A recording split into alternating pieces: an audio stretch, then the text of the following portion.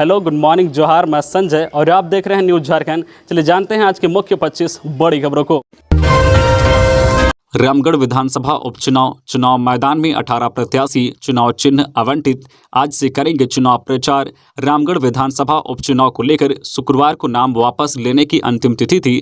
23 लोगों ने नामांकन पत्र खरीदा था। इनमें से 20 लोगों ने नामांकन दाखिल किया था। इनमें नामांकन दाखिल करने वाले 2 लोगों के नामांकन को रद्द कर दिया गया था।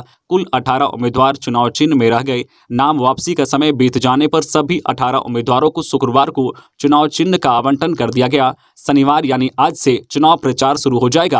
रामगढ़ विधानसभा उपचुनाव को लेकर शुक्रवार को नाम वापसी का अंतिम दिन था। किसी प्रत्याशी ने नाम वापस नहीं लिया, लिहाजा चुनाव मैदान में 18 प्रत्याशी रह गए हैं। इन्हें चुनाव चिन्ह आवंटित कर दिया गया है। शनिवार यानी आज 11 फरवरी से प्रत्याशी चुनाव प्रचार शुरू करेंगे। प्रत्याशी बजरंग महतो को हाथ छाप, सुनीता चौधरी को केला छाप, युगन कुमार को कंप्यूटर छाप, संतोष कुमार महतो को फलों से युक्त टोकरी छाप, अजीत कुमार को हरी मिर्च छाप, इमाम सफ़ी को बैटरी टॉर्च छाप, कामदेव महतो को पानी का जहाज छाप, तुलेश्वर पासवान को गन्ना किसान छाप, धनंजय कुमार पुटूस को मोबाइल फोन चार्जर छाप, पांडव कुमार महतो को सेब छाप, प्रदीप कुमार को हेलीकॉप्टर छाप चुनाव चिन्ह आवंटित किया गया है।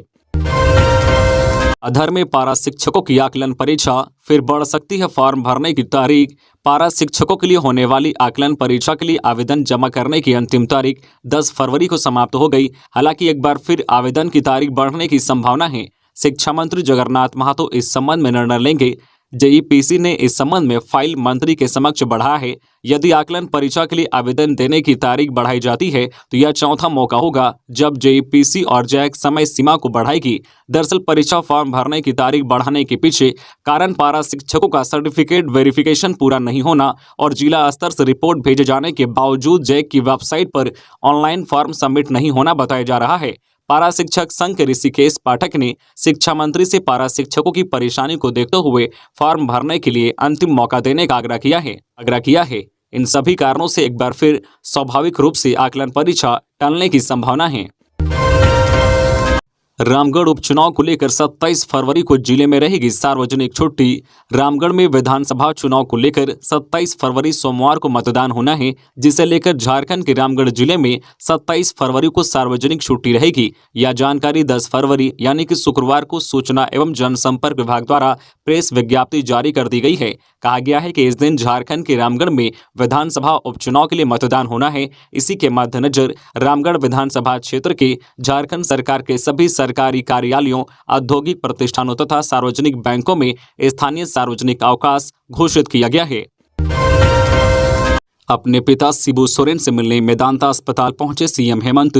स्वास्थ्य के लिए जानकारी। अपने पिता पूर्व मुख्यमंत्री व वर्तमान राज्यसभा सांसद दिमोस गुरु शिबू सोरेन से मिलने के लिए मुख्यमंत्री हेमंत सोरेन मेदांता अस्पताल पहुंचे। इरबा स्थित इस अस्पताल में पहुंचकर उन्होंने अपने पिता से मुलाकात की। बताते चले कि शिबू सोरेन के अस्वस्थ होने पर गुरुवार को उन्हें बेहतर इलाज के लिए इरबा स्थित मेदांता अस्पताल में भर्ती कराया गया। यहाँ विशेषज्ञ डॉक्टरों की देखभाल में उनका उपचार किया जा रहा है। हालांकि इस बीच गुरुजी के स्वास्थ्य से संबंधित अच्छी खबर अस्पताल से निकल कर आई है। बताया गया है कि अभी उनका स्वास्थ्य स्थिर है। वह अस्पताल में मौजूद अपने परिजनों से बात कर रहे हैं। मिली जानकारी के अनुसार फिलहाल ज्यादा चिंता की बात नहीं है। अस्पताल में गुरुजी की पत्नी रूपी सोरेन के अलावा परिवार के सदस्य भी मौजूद हैं।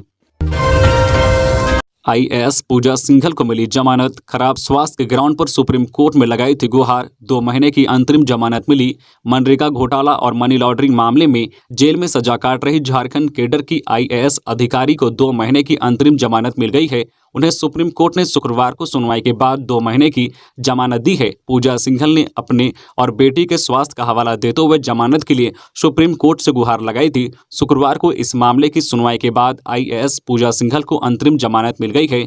ईडी ने मनी लॉन्ड्रिंग मामले में पूजा सिंघल को गिरफ्तार कर जेल भेज दिया था।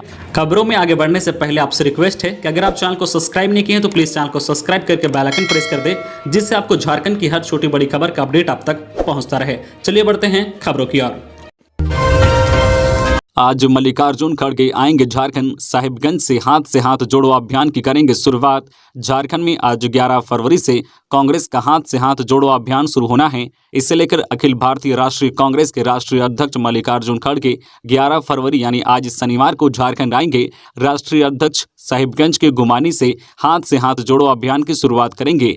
कांग्रेस के राष्ट्रीय प्रवक्ता प्रणव झा के अनुसार देश के कई राज्यों में 26 जनवरी से कांग्रेस का हाथ से हाथ जोड़ो अभियान शुरू हो चुका है। इधर इस अभियान को लेकर सभी तैयारियां पूरी कर ली गई है। वही कार्यक्रम को लेकर मंत्री आलमगीर आलम ने गुमानी मैदान का जायजा लिया। इसके साथ ही कार्यक्रम की तैयारियों को लेकर जानकारी ली। मेडिकल कॉलेजों में शिक्षकों की नियुक्ति का साक्षात्कार रद्द। स्वास्थ्य विभाग द्वारा जमशेदपुर, धनबाद, हजारीबाग, दुमका और पलामू के मेडिकल कॉलेजों में चिकित्सा शिक्षकों की नियुक्ति के लिए लिया जाने वाला साक्षात्कार अपरिहार्य कारणों से रद्द कर दिया गया है। बता दें कि इन मेडिकल कॉलेजों में प्रोफेसर के 72 एवं एसोसिएट प्रोफेसर के 89 रिक्त पदों पर नियुक्ति के लिए 10 और 11 फरवरी को रिम्स में साक्षात्कार का आयोजन होना था। संविदा आधारित नियुक्ति वॉक इन इंटरव्यू के आधार पर किया जाना था। विभाग की ओर से इसे फिलहाल रद्द कर दिया गया है। इसकी सूचना रिम्स प्रबंधन को भेज दी गई है। भाकपा माओवादी संगठन को लगा एक और झटका। संगठन से गद्दार घोषित और 15 लाख के इनामी नक्सली दुर्योधन ने किया सरेंडर। धनबाद जिले के तोपचांची प्रखंड के गेंदनावा डी का रहने वाला दुर्दांत नक्सली दुर्योधन महातो उर्फ मिथिलेश दा ने शुक्रवार को झारखंड पुलिस के समक्ष सरेंडर कर दिया।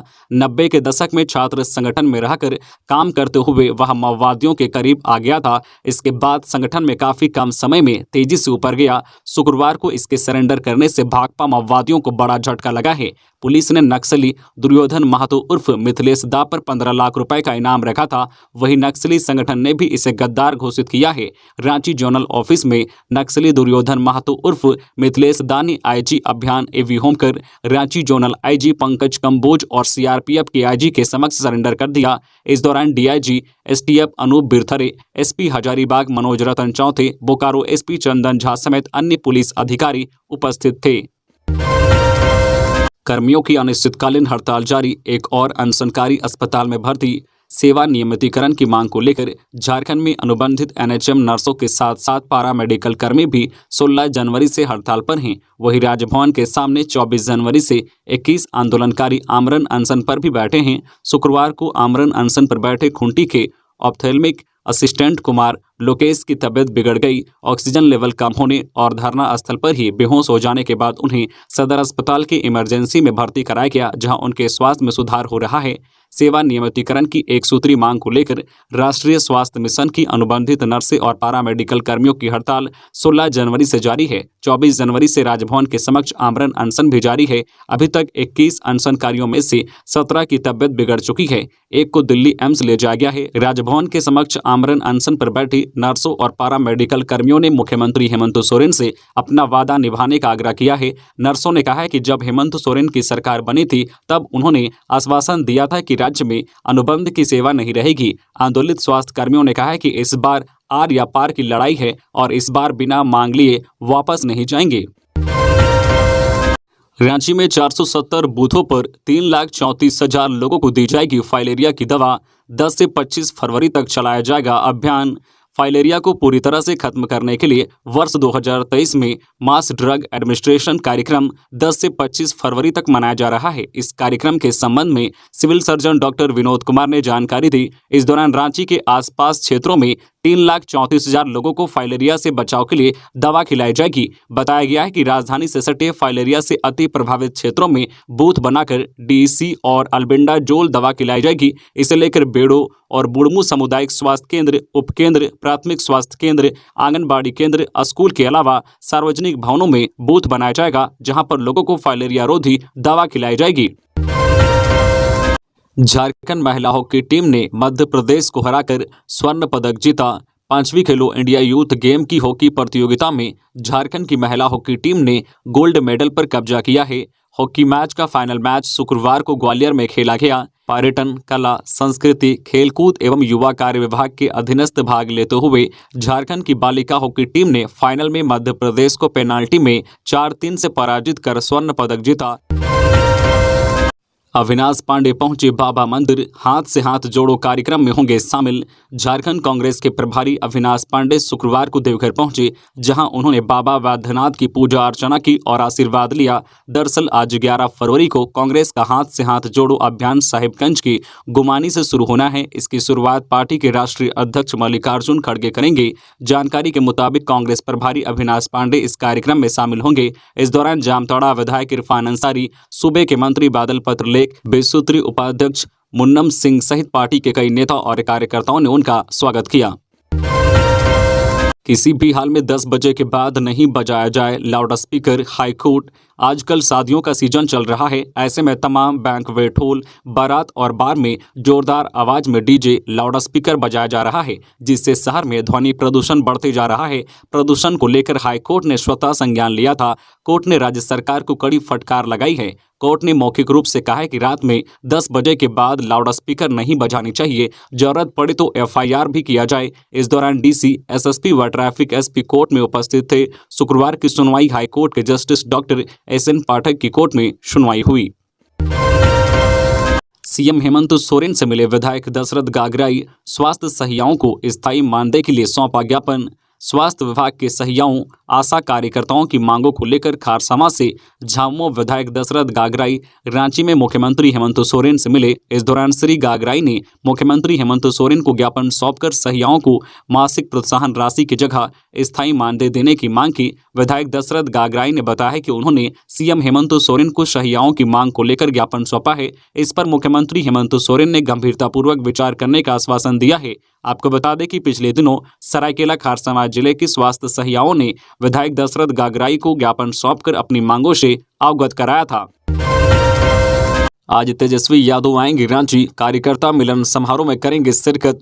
बिहार के उप मुख्यमंत्री और राजद नेता तेजस्वी यादव 11 फरवरी यानी आज शनिवार को रांची आएंगे। बिहार के उप मुख्यमंत्री बनने के बाद पहली बार तेजस्वी यादव झारखंड दौरे पर आ रहे हैं। वहीं तेजस्वी के रांची आगमन को ऐतिहासिक बनाने के लिए प्रदेश राष्ट्रीय जनता दल ने पूरी तैयारी कर ली है। 12 फरवरी को रांची के हरमू स्थित कार्निवाल हॉल में आयोजित राष्ट्रीय जनता दल के कार्यकर्ता मिलन समारोह में तेजस्वी यादव मुख्य अतिथि के रूप में शिरकत करेंगे। बोकारो में बारात में अंधाधुंध फायरिंग का वीडियो, स्क्रैप कारोबारी की बारात में गोलियों की गूंज, रिवॉल्वर लेकर महिला ने किया डांस। बोकारो के रितुडी में बारात में हुई अंधाधुंध फायरिंग का वीडियो सामने आया है। बाराती नाचते हुए फायरिंग कर रहे हैं, यहां तक कि महिलाएं भी हाथ में रिवॉल्वर और पिस्टल लेकर डांस कर रही है। झारखंड पुलिस का एक जवान भी फायरिंग कर रहा है। पुलिस ने इस मामले में FIR दर्ज की है। यह बारात मंगलवार की रात निकली थी। बारात रितुडी से नया मोड़ जा रही है। बारात स्क्रैप व्यवसायी की बताई जा रही है, वह रितुडी का ही रहने वाला है। देवघर से 2 साइबर ठग गिरफ्तार, पुलिस ने भेजा जेल। साइबर थाना की पुलिस ने शुक्रवार को मोहनपुर व कुंडा थाना क्षेत्र में छापेमारी कर 2 साइबर आरोपितों को गिरफ्तार किया है। दोनों युवक के पास से साइबर अपराध में इस्तेमाल मोबाइल, जिसमें फर्जी सिम कार्ड लगा, जब्त किया गया है।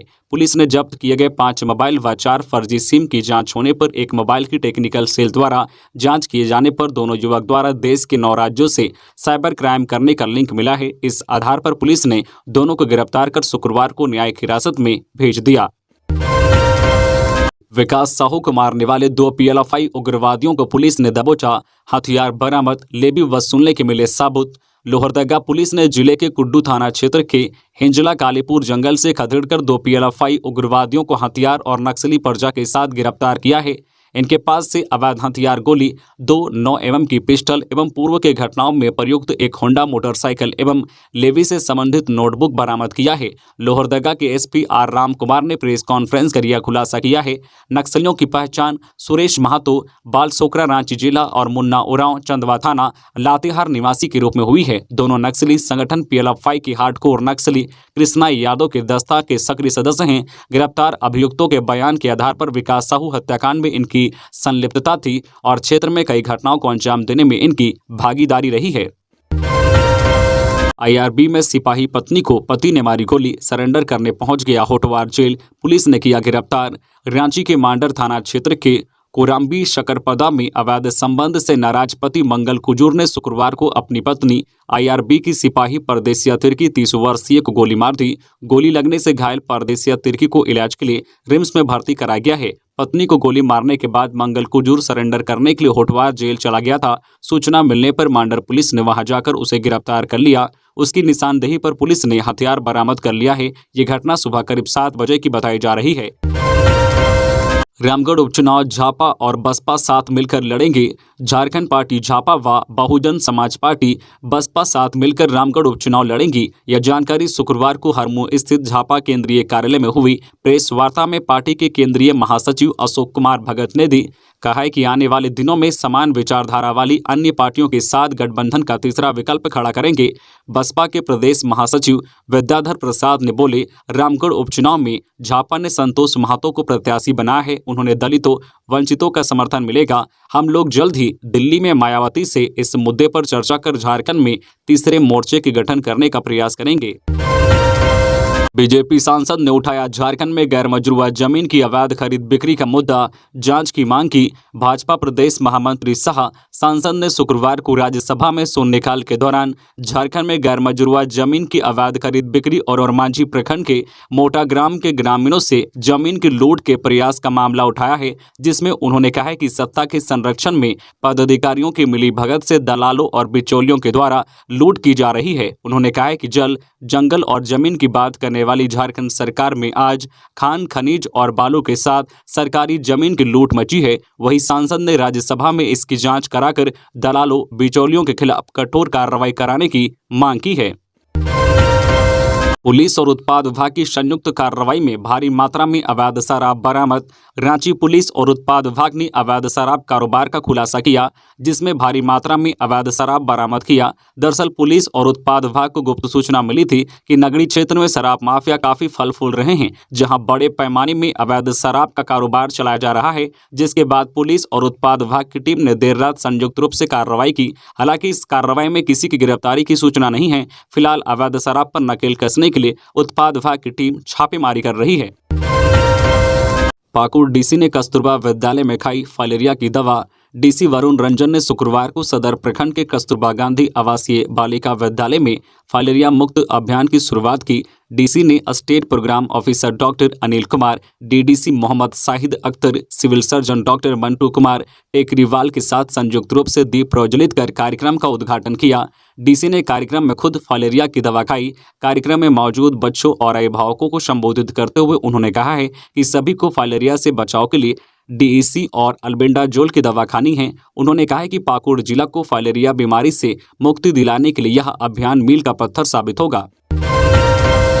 दीपक प्रकाश ने खाद्य प्रसंस्करण उद्योग पर उठाए सवाल। मंत्री ने कहा, कोई प्रस्ताव ही नहीं। भाजपा प्रदेश अध्यक्ष एवं सांसद दीपक प्रकाश ने शुक्रवार को राज्यसभा में झारखंड में खाद्य प्रसंस्करण उद्योग के लिए 3 सालों में किसान संपदा योजना के तहत कितनी धनराशि आवंटित की गई है तथा उसमें कितनी धनराशि खर्च हुई है, यह सवाल उठाया। जिसके जवाब देते हुए खाद्य संस्करण उद्योग राज्य मंत्री प्रहलाद सिंह पटेल ने कहा है कि पिछले 3 सालों से मंत्रालय द्वारा जारी किए गए विज्ञापनों के उत्तर में झारखंड से खाद्य प्रसंस्करण सुविधाएं स्थापित करने का कोई प्रस्ताव प्राप्त नहीं है। मंत्रालय इससे संबंधित सुविधाओं की स्थापना के लिए अनुदान सहायता के रूप में वित्त सहायता प्रदान करने के लिए प्रधानमंत्री किसान संपदा योजना की विभिन्न योजनाएं क्रियान्वयन कर रहा है।